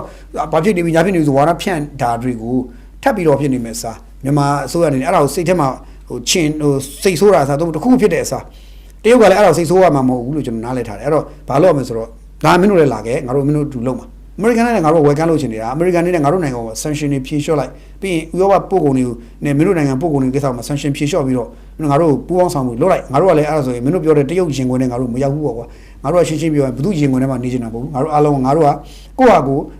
တီးခြားရက်ပြီးတော့မင်းတို့အားလုံးနဲ့အတူတူပြောရွှင်နေချင်တာဒါမျိုးကျွန်တော်တို့ကဖြစ်အောင်ဖန်တီးအဲ့ဟာကိုအခွင့်အရေးဖန်တီးဖို့လိုတယ်လို့ကျွန်တော်တို့မြင်တယ်အဲ့တော့မြန်မာကတန်တမန်အတိုင်းဝဲရဘယ်လောက်ထိဒီဖြစ်ရပုံမှာ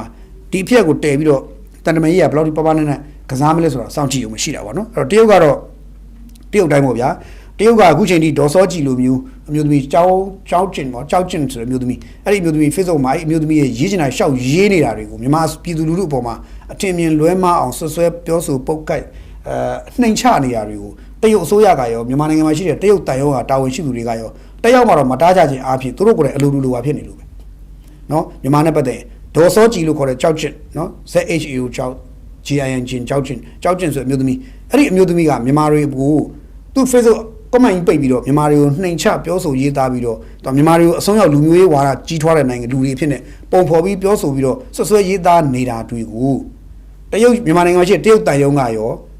တရုတ်မှာရှိတဲ့ယူနန်မှာရှိတဲ့တက္ကသိုလ်ကရောပေကျင်းကတက္ကသိုလ်ကပမောက္ခတွေကရောတယောက်မှမတားကြသေးဘူးဆိုတာသူတို့ကိုယ်တိုင်ပင်လင်းတရုတ်မြန်မာဆက်ဆံရေးကိုပြိုကွဲအောင်ဒေါ်စောကြည်ရတဲ့တစ်စင်လောက်ခိုင်းတယ်လို့ဖြစ်နေတယ်ဆိုတော့မမေ့ဘူးတရုတ်တိုင်ဝမ်လူတွေကိုပြောချင်တယ်ခင်ဗျားတို့မြန်မာတိုင်ဝမ်မှာရှိတဲ့တိုင်ဝမ်လူတွေခင်ဗျားတို့သိဖို့လိုတယ်ဒေါ်စောကြည်တော့ရေးနေတာကြီးလိုက်မြန်မာပြည်သူတို့နဲ့ရန်တောက်လျှောက်ဖြစ်နေတာအဲ့ဒါမျိုးတွေကတရုတ်ကြီးကိုပိုပြပြစေတယ်ကျွန်တော်ကဘာမှမဟုတ်ဘူး तू ကပိုပြပြအောင်လုပ်နေတာတေချာပြကြည့်ကြဖို့လိုတယ်လို့ပြောချင်တာเนาะကြုံကြိုက်လို့ထည့်ပြောတာเนาะအဲ့တော့တရုတ်မြန်မာဆက်ဆံရေးကိုတိဆောက်ချင်တယ်ဆိုရင်အဲ့လိုမျိုးရန်လိုတတ်တဲ့ရှင်းပြရင်တစ်ဖက်နိုင်ငံသားတွေအပေါ်မှာအထင်သေးအမြင်သေးပြောဆိုတတ်တဲ့အဲ့လိုဗီဇမျိုးတွေနဲ့ရေးနေတဲ့တရုတ်မှတွေကိုပဲအရင်ထိန်းလို့ပြောချင်တာเนาะအဲ့ဒါအရင်ထိန်းလို့ပြောချင်တာเนาะဒါလည်းကြုံကြိုက်လို့ထည့်ပြောတာပါเนาะနောက်တစ်ခုကတော့ကျွန်တော်တို့ဒီလွှတ်တော်ကိစ္စလေးနဲ့ပတ်သက်ရင်ဒီနေ့လွှတ်တော်ကိစ္စမှာတော့မန္တလေးလွှတ်တော်ကိုတော့ချီးကျူးရမယ်ဘာလို့လဲဆိုတော့မန္တလေးမှာလွှတ်တော်မှာဆွေးနွေးပွဲတွေတခုဆွေးနွေးတဲ့အခါမှာမန္တလေးလွှတ်တော်ကမြေကိစ္စဆွေးနွေးတာကျွန်တော်ကြည့်ပြီးတော့သဘောကျပါတယ်ဘာလို့ဆိုတော့မြေကိစ္စဆိုတာချမ်းမဟုတ်ဘူးဗျကျွန်တော်အသေးစိတ်တော့လိုရင်းမဟုတ်ဘူးလိုရင်းပြောရင်မန္တလေးမြို့တော်နေနေတုန်းမှာရှိတဲ့ဆက်လက်မြေတွေနောက်အနေချာဘိုးဘပိုင်မြေတွေကို grant ချပေးဖို့ကိစ္စကိုလွှတ်တော်မှာမေးမြန်းဆွေးနွေးရလုပ်တယ်တဲ့နော်မန္တလေးပြည်ကြီးကလွှတ်တော်ကိုယ်စားလှယ်တယောက်ကထားပြီးမေးတယ်ပြောရင်တော့ဆက်လက်မြေအနေချာဘိုးဘပိုင်မြေတွေကို grant ချဖို့ဆက်လက်မြေပါမစ်မြေစပြီး grant ချဖို့အဲ့ပြဿနာအဲ့ဒါကိုမေးတဲ့ခါမှာဟိုတိုင်းဆိုင်ဆိုအဖွဲကတော့ grant ချတဲ့လုပ်ငန်းစဉ်နဲ့ပတ်သက်ပြန်တော့ဖြေတယ်ပေါ့ဗျာဒါပေမဲ့ရှင်းလင်းတဲ့အဖြေတော့ဟိုပြည်သူတွေတကယ်လိုချင်တဲ့အဖြေတော့မရသွားရှာပါဘူးတိုးတော့မျိုးစုံဖြစ်တယ်အောင်မိကုန်နေမေးလာပြီဆိုကောင်းပါတယ်အဲ့တော့မြန်မာနိုင်ငံတလွှားမှာနေရာတနံတလွှားမှာမြေနဲ့ပတ်သက်လို့ရှိရင်မြေမျိုးခန်းတဲ့လူတွေအများကြီးပဲမြေကိုလိုက်ပြီးတော့ဝယ်တဲ့မြေစားတဲ့လူတွေရှိတယ်အဲ့တော့မြေကတော်တော်ဆိုးတယ်ရန်ကုန်မှာဆိုရင်မြေပြဿနာအများကြီးပဲမြေနဲ့ပတ်သက်ရင်အမှုပေါင်းများစွာရှိတယ်ရန်ကုန်မြို့တော်စီမံမှာနောက်တစ်ခါရန်ကုန်တိုင်းဒေသကြီးတိုင်းတရားလွှတ်တော်မှာပေါ့နော်မြေနဲ့ပတ်သက်အမှုတွေအများကြီးပဲဟိုမြေပေးလို့ရတဲ့အမိန့်တွေလည်းမပေးဘူးချပေးဘူးအဲ့တော့မြေနဲ့ပတ်သက်တဲ့ကိစ္စတွေကိုတော်တော်လေးအစိုးရအယံကိုပါဖြစ်တာများတယ်တကယ်စားစရန်စင်းစရာမှန်တဲ့ခိုင်မာတရားဆိုရင်သူ့ရှောက်ခွင့်ပေးပေါ့ဗျာလိန်နဲ့ကလေးကောင်ထောင်းနဲ့ထည့်ပြပေါ့ဗျာဒါပဲရှင်းနေကြပဲအဲ့တော့မျိုးဘိုးဘဲတကူမြေကိုအယံထိန်းချုပ်ထားတယ်ပြီးရင်မြေကိုထိန်းချုပ်ထားရင်အခြားတော့မှမြေဝယ်ရောင်းလို့ပွဲသားလုပ်နေတဲ့အုပ်စုကိုကြတော့လှုပ်ပေးထားတယ်ပြီးတော့မြေနဲ့ပတ်သက်ပြီးတော့အစိုးရကကျွန်တော်ခဏပြောတယ်မြေနဲ့ပတ်သက်မြေယာစင်းစစ်တွေပြန်စစ်ပါလို့ကျွန်တော်အမြဲတမ်းပြောတယ်ဒါပေမဲ့စစ်လိုက်ရင်အကုန်ကိုယ့်အချင်းချင်းပြန်ဖော်ဆိုဖြစ်မှာစိုးလို့လားတော့ကျွန်တော်မသိဘူးမစစ်ကြဘူးရန်ကုန်လိုပဲကြည့်မန္တလေးလိုပဲကြည့် မန္တလေးမှာအခုဆိုရင်ဒေါ်လာတန်း40လောက်တန်တဲ့မြေရောင်းဝယ်ပေါက်လို့ကဘာမှတော့အားတင်အဲ့လောက်တော့တန်းလို့လားဆိုမျိုးဖြစ်ကုန်ပြီဆိုတော့မြေနဲ့ပတ်သက်ရင်ပြောကြတယ်ကအများကြီးပဲနော်မြေနဲ့ပတ်သက်အဲ့တော့ကျွန်တော်အများကြီးပြောချင်သေးဘူးပေါ့ဗျာမြေနဲ့ပတ်သက်ပြောချင်သေးဘူးဘာလို့ဆိုတော့မြေစင်းရရှင်းအမြင့်လန်ရင်ဘယ်သူမှမလုပ်ဘူးထင်တယ်ကျွန်တော်ထင်တယ်အကြီးသားဗိုလ်ချုပ်ကြီးတွေရောလက်ရှိဗိုလ်ချုပ်တွေရောဝင်ကြီးတွေရောဝင်ဒုဝင်ကြီးတွေရောဝင်ကြီးချုပ်တွေရောဝင်ကြီးဝင်လေးတွေရောဝင်ပေါက်စာတွေရောညှို့မှုညှို့ချုပ်တွေရောတထေးကြီးတွေရောမြေကိစ္စသာအစိုးရကောက်ကြိုက်ရင်တဲ့မလွတ်တော့ဘူးအဲ့တော့မြေနဲ့ပတ်သက်စင်းနေရမရှင်းဘူးဗျမြေနဲ့ချမ်းသာသွားတဲ့ကောင်လည်းတပုံကြီးပဲမြေနဲ့လှုပ်ရှားကောင်လည်းတပုံကြီးပဲမြေနဲ့ပဲဟိုအကောင်လုံးကဟိုကတော့သူတို့ပြောတဲ့ခရိုနီဖြစ်ကုန်တဲ့ကောင်တပုံကြီးပဲအဲ့တော့မြေကိစ္စဒီအစိုးရအနေနဲ့တေချာစဉ်းစားပြီးတော့ကင်သိရင်ကင်ရမယ့်အချိန်ရောက်ရင်ကင်ဖို့လိုပြီလို့ပြောချင်တယ်နော်အဲ့တော့မန္တလေးလွတ်တော့မေးသွားတယ်လေကောင်းတယ်ဝမ်းသာပါတယ်နော်နောက်တစ်ခုကကျွန်တော်ဒီနေ့အပေလေးကတော့မိနစ်60လုံးနာနာကြီးကြီးနဲ့ဟိုနာနာကြီးကြီးနဲ့ထိုင်ကြည့်နေရတာကို့ပုံမှာရဲဆက်ဆက်လှုပ်နေတာကိုနာနာကြီးထိုင်ကြည့်နေရတဲ့ခံစားချက်မျိုး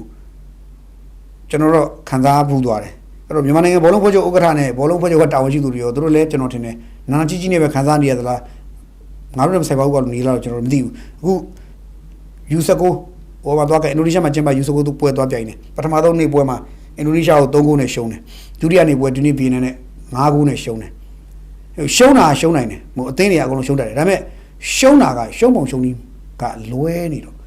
စိတ်ထဲမကောင်းကြဘူးဒီယူစကိုအသင်းကစကိုဟော့လာတော့မေးရပြီလေဘောလုံးပေးရလဲမမှန်တော့ဘူးဘောလုံး pass ပေးရလဲမမှန်ဘူးဗျာ long pass မပြောနဲ့ဒီလိုတူပေးတော့မမြင်ဘူး तू ပေးရမယ် second လိုက်ရောက်အောင်မယ်ဘောအဝေးကွာမရောက်ဘူးပြီးရင်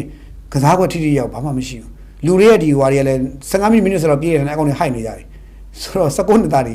ကျွန်တော်စဉ်းစားနေတယ်ကျွန်တော်တို့မြန်မာဘောလုံးအသင်းကတော့ပြီးသွားပြီဗျကျွန်တော်တို့မြန်မာဘောလုံးအသင်းဇက်သိန်းကောင်ကျွန်တော်တို့ထိုင်ကြည့်နေရတယ်ကျွန်တော်မြန်မာဘောလုံးအသင်းရဲ့ဇက်သိန်းကောင်ကျွန်တော်တို့ရင်နာနာနဲ့ထိုင်ကြည့်နေရတယ်မိနစ်60တိတိကန်တဲ့ပွဲမှာကိုယ့်အသင်းကဘာမှမလုပ်နိုင်ဘူးဟိုအသင်းကလှုပ်ချင်သလိုလုပ်နေတာကိုယ့်အသင်းကိုခလေးကစားသလိုကစားပြီးလှုပ်ချင်သလိုလုပ်နေတာကိုကျွန်တော်တို့ငုတ်တုတ်ထိုင်ကြည့်ပြီးတော့ရင်နာနာနဲ့ထိုင်ကြည့်နေရတယ်တစ်ဖက်အသင်းလှုပ်ချင်တယ်လုပ်နေတာအဲ့ဒါကိုကျွန်တော်ထိုင်ကြည့်နေရတယ်ဘောရောက်သွားတယ်ကျွန်တော်မြန်မာအသင်းရဲ့အခြေအနေအဲ့တော့ U19 မှာလည်းအဆင်မပြေတော့ဘူးရခင်တော့ U19 ကဗီယက်နမ်တို့ထိုင်းတို့အင်ဒိုနီးရှားတို့ဘာတို့ရှင်းကန်လာအခုရှင်းနေတဲ့အဆင့်မရှိတော့နောက်ဆုံးပွဲအရှိတီမောနဲ့တောင်ကျွန်တော်အခြေအနေကောင်းပါမလားမသိဘူးဆိုတော့ကျွန်တော်မြန်မာလူရေးစဉ်အသင်းရဲ့ကြာရှုံးခန်းကြီးကိုကျွန်တော်တို့ခစ်ကြီးမှာမြေဝါထွင်ထိုင်ကြည့်နေရတာယူလို့ရင်းနာတယ်ဘောလုံးအသင်းမှာတာဝန်ယူထားတဲ့လူတွေကတချို့တာဝန်တက်လူတွေ20ကျော်ပြီဘောလုံးဘက်ကျဥက္ကဋ္ဌအပေါင်းကျွန်တော်20ကျော်ပြီသူတို့တွေလည်းဘလို့နေလဲသူတို့စိတ်ထဲတော့ဘလို့နေကြတယ်တော့မသိဘူးကျွန်တော်တို့ကြီးကြီးနဲ့တောကတွေလည်းများလာပြီစိတ်လည်းပင်ပန်းသွားပြီပြောချင်စီလည်းမရှိတော့ဘယ်သူမှလည်းအပြစ်မတင်ချင်တော့ခင်ဗျားတို့ရင်မနာကြဘူးလားလို့မေးချင်တော့တာခင်ဗျားတို့ရင်မနာကြဘူးလားဗျာရင်နာနာကြီးနဲ့ထိုင်ကြည့်နေရတာယူရင်မနာကြဘူးလားတခါကြရင်များကိုအသေးကိုခွဲမယ်ဆိုတာတိတိကြီးနဲ့ထိုင်ပြီးတော့အသေးခွဲခံပြီးတော့အသေးခွဲခံပြီးထိုင်ကြည့်နေတာဟာခင်ဗျာဘယ်တော့တော့နာဖို့ကောင်းလဲဗျာတွေးပြီးတော့ကိုတိုင်းပြည်ရဲ့ဘောလုံးအသင်းရဲ့အနာဂတ်ကြည့်ရင်လည်းစိတ်မကောင်းစရာတိုင်းပြည်ရဲ့စီးပွားရေးအနာဂတ်ကြည့်လည်းစိတ်မကောင်းစရာတိုင်းပြည်ရဲ့ငြိမ်းချမ်းရေးအနာဂတ်ကြည့်လည်းစိတ်မကောင်းစရာတိုင်းပြည်ရဲ့ဘယ်အခြေအနေကြည့်လိုက်စိတ်မကောင်းစရာဆိုတော့ကျွန်တော်တို့တိုင်းပြည်ဒီလိုမျိုးမီးဟုံးတောက်လောင်တို့လိုမျိုးဟိုစုံမြုပ်နေတာယူထိုင်ကြည့်ပြီးတော့ရင်နာနဲ့ထိုင်ကြည့်နေရတာကြီးက